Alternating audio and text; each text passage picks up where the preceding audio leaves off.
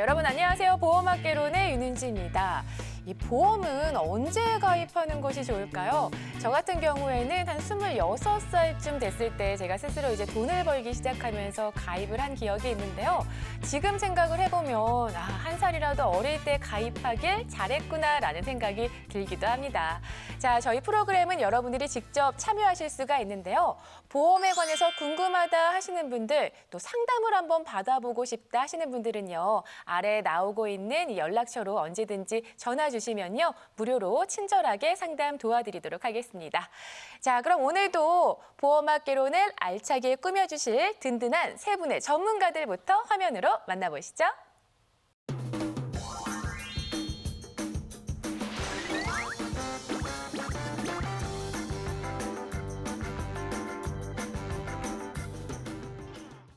네, 안녕하세요. 안녕하세요. 네, 자, 오늘도 세 분의 전문가들과 함께 보험학개론 출발을 해보도록 하겠습니다. 먼저 오늘의 주제부터 만나보시죠. 보험학개론 오늘의 토픽, 보험으로 재무 설계하기. 네, 오늘의 주제는요, 바로 보험과 재무 설계입니다. 아니, 보험이면 보험이지, 보험으로 재무 설계가 가능하다라는 이야기인가요? 어떤가요? 혹시 MC님 SNS 하시죠? 네, 하고 있죠. 요새 이제 보통 SNS 기본적으로 하잖아요. 뭐 얼굴책, 인별그램 뭐 이런 거 많이 하시는데 하고 있죠. SNS에서 혹시 그 MC님도 이런 광고를 보셨는지 모르겠어요. 뭔가 재무 설계, 자산 관리해 줍니다라는 광고. 아, 있어요. 그렇죠. 요새 좀 많이 하더라고요. 네. 재무 설계가 사실은 뭐 예를 들어서 자산 관리나 마찬가지다라고 보시면 되고 금융적으로 본다고 한다면 뭐 카드를 뭐 개설하는 방법, 투자하는 방법, 저축하는 방법 등등 뭐 보험 가입도 들어갈 수가 있고요. 네. 이런 것들을 일컬어서 이제 재무 설계다, 자산 관리다라고 하는데 이 광고 통해서 이제 신청했을 때 주의하셔야 될 사항이 이제 뭐냐면 네. 보통 기승전 보험 가입 유도 또는 기승전 위험에 대한 투자를 권유하는 경우가 있습니다. 그래서 이런 부분은 꼭 주의를 하셔서 접근을 하셔야 돼요. 아, 저도 혹해갖고 한번 해볼까 했는데 조심을 해야겠네요. 네. 네. 보험도 이제 일단은 재무 설계에 속하는 부분 중에서는 위험 보장 관리라고 해서 위험 보장 관리 플러스 노후 자금 이게 이제 연금이 되겠죠. 두 가지로 나뉘어지게 되는데요.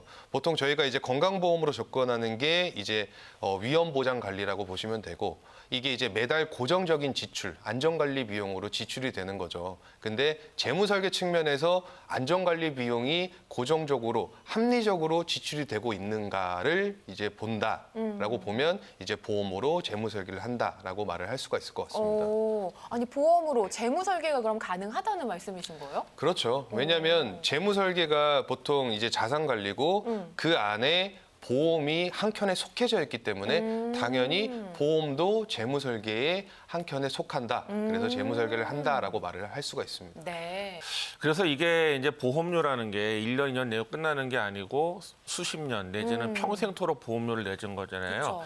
그러니까 이제 한두 푼이 아니라 수천만 원 내지는 수억 원의 돈이 들어가서 보험료가 들어가서 보장을 받게 되는데 이 장기적인 설계를 가지고 미래를 위해서 잘 준비하지 않으면 돈이 낭비가 될 수가 있거든요. 내가 얼마만큼의 보험료를 얼마만큼의 보장을 적정하게 가져가는 게 좋으냐. 이게 꼭 점검이 필요하고요. 무조건 많다고 좋은 것도 아니고 그다음 너무 적게 가입해가지고 나중에 보장이 너무 약해서 내 돈을 추가적으로 계속적으로 치료나 이런 걸 위해서 돈이 들어가는 상황이 되면 안 되겠죠. 그래서 가장 적정한 보험료를 납입을 하고 또 남은 보험료를 가지고 이 투자된 금액을 가지고 이제 어느 쪽으로 이제 노후 준비를 할 거냐 이런 것들이 바로 재무 설계에서 중요한 부분이고요. 적정한 분배가 가장 중요하다고 생각을 합니다. 네. 노후 준비 얘기가 나와서 말인데요. 노후가 되면 사실 수입이 없거나 줄어들 수밖에 없잖아요. 이를 대비한 보험 상품들도 좀 있지 않을까 싶은데 어떤가요? 그래서 우리가 매달 내고 계시는 국민연금이 좀 그 예일 것 같아요. 근데 네. 그걸로는 부족하기 때문에 개인연금을 많이들 준비하시잖아요. 그쵸. 근데 그 개인연금이라는 게 다 똑같은 똑같은 연금이 아닙니다. 어. 연금 중에서도 종류가 있어요. 연금 저축 그리고 연금 보험이라는 게 있는데 연금 저축으로 가입하고 계시면서 나는 이게 노후 대비의 연금 보험이야라고 알고 계시다면 그것은 큰 착각이십니다. 저축이란 연금 저축이라는 보험은 세제 혜택을 받기 위해서 가입을 하시는 거예요. 연간 400만 원까지 공제를 해주기 때문에 그것을 가입을 하는데 요거는 연금을 지급받는 시점이 됐을 때 그 공제받은 금액을 연금 소득세로 다시 또 떼기 때문에 세제 이연 상품이라고 불리우는 상품입니다. 그래서 연금 보험을 가입하고 있는데 내가 가입하고 있는 연금 보험이 연금 저축이 아닌지 한번 증권을 보시면서 그 단어를 찾아보셔야 될 것 같아요. 네. 사실 오늘 주제랑 맞게 만약에 재무 설계상으로 이제 접근을 하게 되면 앞서 모아름 전문가가 이제 연금저축 세액공제 혜택을 말씀해 주셨는데 보험으로가 아니라 연금저축 플러스 IRP랑 같이 하게 되면 연간 세제 혜택을 최대 700만 원까지도 받을 수 있거든요. 사실 이런 정보들을 주변에서 이제 복합적으로 말씀해 주시는 분들도 없을 거고 그다음에 국민연금만 너무 믿으면 또 문제가 되는 게 이제 뭐냐면 보통 국민연금의 구조가 사실 사업자들은 더 많이 내고 연금은 적게 받고 이런 구조로 사실 돼 있단 말이에요. 그리고 계속 뉴스에 주기적으로 나오는 게 국민연금이 점차 곳간이 비어지고 있다. 나중에는 다음 세대는 조금 받기 힘들어질 거다. 자꾸 뒤로 미루고 있죠. 연금 개시 시점을. 사실 국민연금 하나만 믿기에는 물가 상승률을 대비해 봤을 때 지금 현재 60세인 노부부가 앞으로 그냥 소득 없이 연금으로만 살아야 된다라고 했을 때 한 달에 최저 생활비가 210만 원 필요합니다. 근데 국민연금으로 210만 원을 받을 수 있을까요? 부부가 합산해서? 결국에는 우리나라도 대한민국도 선진국화되면서 미국이나 일본처럼 사실은 개인연금을 국민의 80% 이상을 준비하듯이 우리나라도 사실 그렇게 해줘야 돼요. 근데 당장 먹고 살기가 바쁘다 보니까 개인연금은 그냥 쉬쉬하고 있거든요. 그래서 본인이 연금을 가입할 때 연금 저축이냐, 연금 보험이냐, 세제 혜택을 받을 거냐, 아니면 나는 그냥 비과세 혜택을 받을 거냐, 전략을 제대로 잘 짜셔서 가입을 하시고 준비를 하셔야지만 내 노후에 받는 연금액이 똑같은 불이백을 저축하더라도 약간의 차이가 발생할 수 있다. 그래서 전략을 잘 짜셔서 목적에 맞게 취지에 맞게 접근하셔서 노후 자금은 준비하셔야 된다.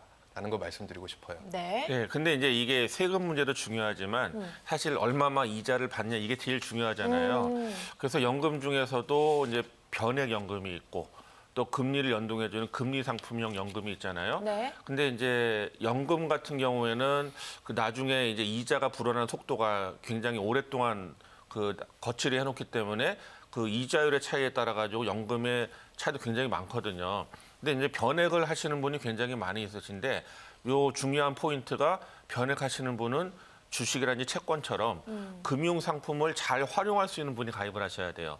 만약에 내가 변액연금을 지금 가입해 있는 상태인데 몇 년 동안 뭐 10년 이상 지났는데 이걸 한 번도 펀드 변경 같은 거를 통해서 수익률 관리를 안 했다. 이러면 굉장히 이건 마이너스인 거거든요. 네. 변액연금 뭐냐면 주식이나 채권 등을 운용을 해서 내가 주식이 오르락 내리락 하잖아요. 수익률이 올라갈 때 떨어질 때를 잘 맞춰가지고 채권형 펀드, 뭐 주식형 펀드를 잘 갈아타서 수익률을 극대화시킬 수 있는 상품이긴 한데 문제는 거꾸로 맞추거나 잘못 맞추거나 아니면 아예 관리를 안 하게 되면은 이게 수수료가 이중으로 빠져나가는 그런 구조로 돼 있기 때문에 굉장히 좀 불합리한 상품이거든요. 근데 처음에 가입하실 적에 적합성 검사라는 걸 통해서 내가 주식형을 운영할 수 있는 게 좋은 건지 안 좋은 건지 이런 부분들을 검사라고 가입을 하게 돼 있어요. 근데 만약 이런 적합성 검사 없이 그냥 뭐 설계사나 보험회사가 그냥 권유한 대로 가입했다. 이건 반드시 점검을 해주셔야 되고요. 그리고 아예 나는 이제 관리하기도 싫고 묻어놓고 싶어.